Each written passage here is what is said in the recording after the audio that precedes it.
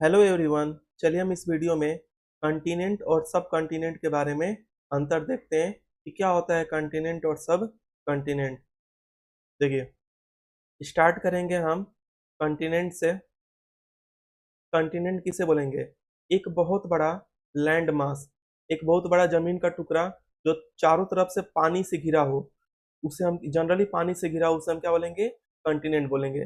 जैसे देखो यहाँ पे फिगर में, हम फिगर में यहाँ देख रहे हैं कि ये बहुत बड़ा जमीन का टुकड़ा है और ये चारों तरफ से पानी से घिरा हुआ है, तो इसे हम क्या बोलेंगे? कॉन्टिनेंट।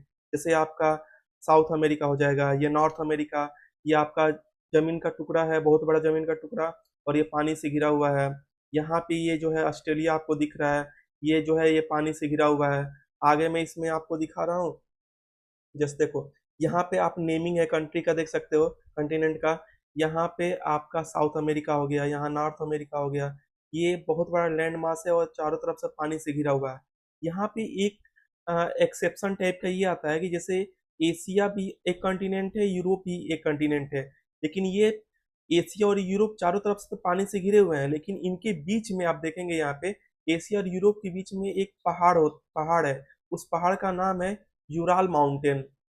यूराल माउंटेन, तो ये यूराल माउंटेन जो है एशिया और यूरोप के बाउंड्री को ये डिस्टिंग्विश करता है। और ये दो कॉन्टिनेंट हो जाते हैं, एक एशिया कॉन्टिनेंट इधर हो जाता है क्योंकि ये इधर से तो पानी से घिरा हुआ है, और इस साइड ये यूराल माउंटेन है। इधर ये यूरोप जो है आपका लैंड मास है, इधर ये पानी से घिरा हुआ है चारों तरफ से, तीन तरफ से सॉरी, और एक तरफ से ये आपका यूराल माउंटेन है, तो एक ही आपका कॉन्टिनेंट हो जाएगा। आप अगर अब देखो यहाँ पे क्लियरली कितने कॉन्टिनेंट हैं हमारे अर्थ पे, तो आपका ये यहाँ पे नॉर्थ अमेरिका हो गया, पानी से घिरा हुआ है, साउथ अमेरिका हो गया, अफ्रीका हो गया, नीचे आपका अंटार्कटिका हो गया, ये ओसेनिया, ओसेनिया में आपका ये ऑस्ट्रेलिया आ जाता है, न्यूजीलैंड आ जाता है, न्यू पापुआ गिनी आ जाता है। फिर यह मैं जैसे बताया, ये बहुत बड़ा लैंड मास है, चारों तरफ से पानी से घिरा हुआ है, ये कॉन्टिनेंट हो जाएंगे। लेकिन बीच में एक यूराल माउंटेन है, तो यूरल माउंटेन होने की वजह से ये दो पार्ट में हो जाता है। ये आपका एशिया कॉन्टिनेंट हो जाएगा, इधर आपका यूरोप कॉन्टिनेंट हो जाएगा। जनरली कॉन्टिनेंट क्या होता है? कॉन्टिनेंट वो होता है कि बहुत बड़ा जमीन का टुकड़ा चारों तरफ से पानी से घिरा हो, या कुछ ना कुछ उसकी स्पेसिफिक बाउंड्री हो। तो आप देख रहे हो यहाँ पे, यहाँ ये सब चारों तरफ से पानी से घिरे हुए हैं, तो कॉन्टिनेंट हो गया। एशिया और यूरोप में क्या हो गया? तीन तरफ से पानी से घिरा हुआ है, लेकिन बीच में यहाँ पे आपका यूराल माउंटेन है, इसलिए कॉन्टिनेंट हो गया। अब देखो, सब कॉन्टिनेंट किसे बोलते हैं? सब कॉन्टिनेंट जो है वो कॉन्टिनेंट का ही पार्ट होता है, कॉन्टिनेंट का छोटा सा पार्ट होता है, और उसके चारों तरफ कुछ ना कुछ स्पेसिफिक बाउंड्री हो, या फिर एक ही तरह की कल्चर बोली जाती हो उस कॉन्टिनेंट के पार्ट में, उसे हम सब कॉन्टिनेंट बोलेंगे। एग्जाम्पल के रूप में अगर मैं इंडियन सब कॉन्टिनेंट के बारे में बताऊं, जैसे हम भारत में रहते हैं, इंडियन सब कॉन्टिनेंट में क्या आएगा?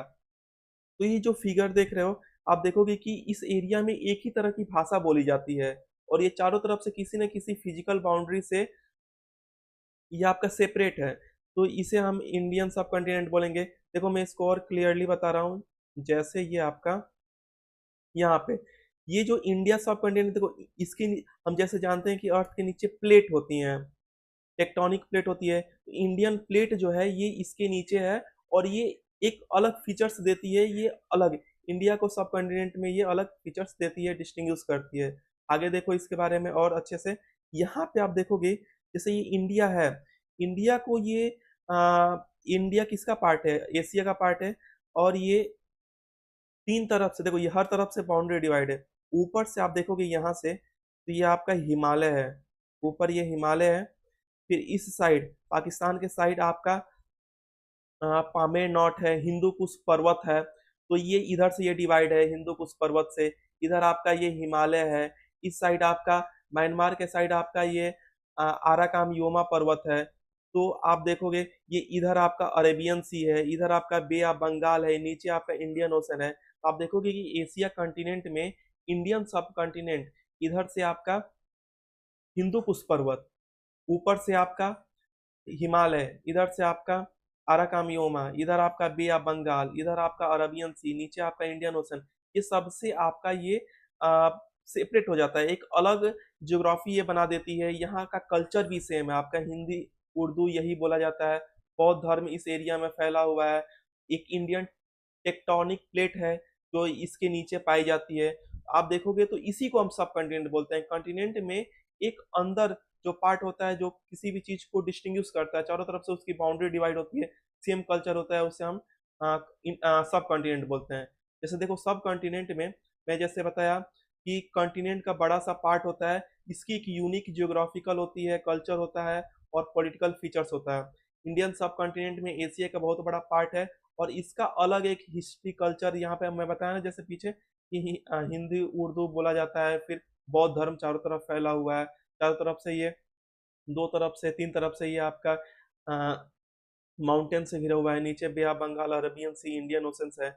इंडियन सब कॉन्टिनेंट में आपका इंडिया आ जाएगा, पाकिस्तान आ जाएगा, बांग्लादेश, नेपाल, भूटान, श्रीलंका, कभी कभी हम मालदीव को ले लेते हैं क्योंकि मालदीव जो है इंडिया से 700 किलोमीटर के दूरी पे है, इंडिया के जो कोस्टल रीजन है उससे 700 किलोमीटर के नियरली दूरी पे है।